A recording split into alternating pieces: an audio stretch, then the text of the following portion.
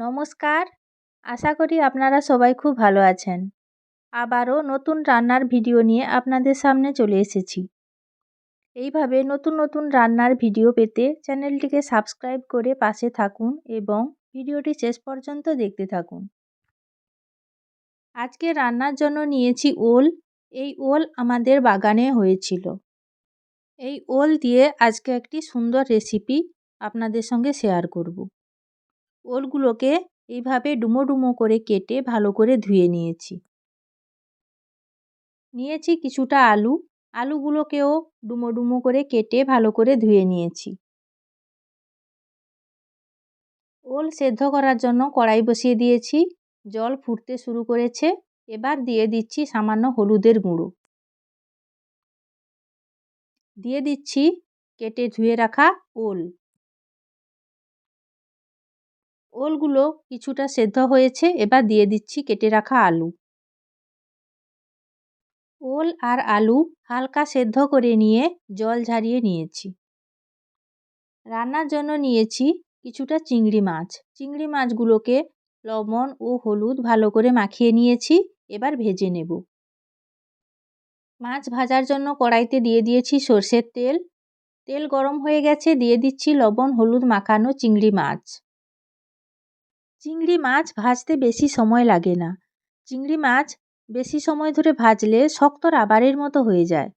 খুন্তি দিয়ে নাড়াচাড়া করে চিংড়ি মাছগুলোকে উল্টে দিচ্ছি।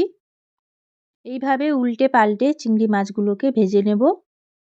মাছগুলো আমার প্রায় ভাজা হয়ে গেছে। আর একবার খুন্তি দিয়ে নাড়াচাড়া করে মাছগুলো আমি তুলে নিচ্ছি।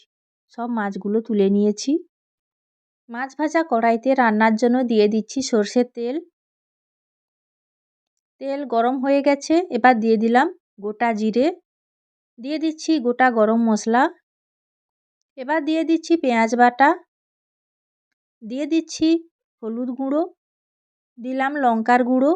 এবার মশলাটাকে নাড়াচাড়া করে খুব ভালো করে কষিয়ে নিচ্ছি। খুন্তি দিয়ে নাড়াচাড়া করে খুব ভালো করে মশলাটাকে কষাতে হবে। এই রান্নাতে মশলা ভালো করে কষালে তরকারির কালার ভালো আসে। এবার দিয়ে দিচ্ছি টমেটো পিউরি। টমেটো পিউরি দেওয়ার পর আবারও খুব ভালো করে কষিয়ে নিচ্ছি। মশলা কষিয়ে নিয়েছি। এবার দিয়ে দিচ্ছি পরিমাণ মতো লবণ। দিয়ে দিচ্ছি জিরে বাটা। জিরে বাটা দেওয়ার পর আবারও মশলাটাকে কষিয়ে নিচ্ছি। দেখুন মশলা থেকে আস্তে আস্তে তেল ছাড়তে শুরু করেছে। আর মশলাটা ভাজা যত হচ্ছে কালারটাও আস্তে আস্তে পরিবর্তন হচ্ছে। মশলাটা খুব ভালোভাবে কষানো হয়ে গেছে। মশলা থেকে তেল ছেড়ে গেছে। দেখুন খুব সুন্দর কালার এসছে, গন্ধটাও খুব ভালো বেরিয়েছে।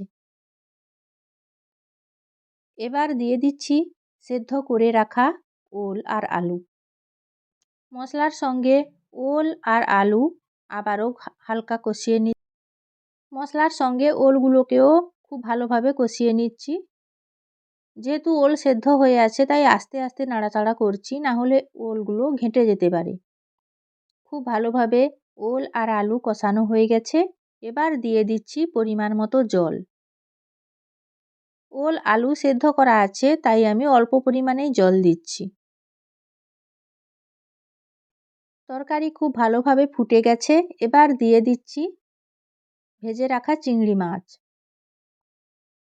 চিংড়ি মাছগুলো দিয়ে খুন্তি দিয়ে নাড়াচাড়া করে তরকারির সঙ্গে মিশিয়ে নিচ্ছি। তাহলে চিংড়ি মাছগুলো ভালোভাবে সেদ্ধ হয়ে যাবে। তরকারিটা ফুটতে থাক। চলুন যাই কিছু ধনেপাতা তুলে আনি। চলে এসেছি ধনেপাতা গাছের কাছে। দেখুন এই গাছগুলো কিন্তু একটু দেখতে অন্যরকম। কয়েকটা ধনেপাতা তরকারিতে দেওয়ার জন্য আমি তুলে নিচ্ছি।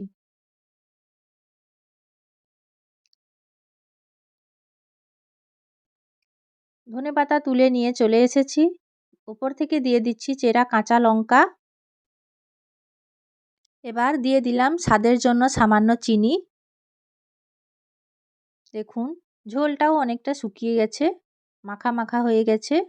খুন্তি দিয়ে খুব ভালো করে নাড়াচাড়া করে নিচ্ছি। তরকারিটা প্রায় রান্না হয়ে এসেছে। দেখুন জল অনেকটা কমে গেছে, তরকারিটা মাখা মাখা হয়ে গেছে। রান্নাটাও খুব সুন্দর হয়েছে, খুব ভালো গন্ধ বেরিয়েছে। এবার ওপর থেকে দিয়ে দিচ্ছি ধনিয়া পাতা কুচি। ধনিয়া পাতা কুচি দিলে বেশ গন্ধটা ভালো লাগে। এইভাবে আপনারা ওল চিংড়ি রান্না করে খাবেন, খেতে খুব ভালো লাগে। এই রকম অনুষ্ঠান বাড়ির মতো ওল চিংড়ি যদি ভাতের সঙ্গে থাকে, তাহলে এক থালা ভাত তো এমনিতেই খাওয়া হয়ে যাবে।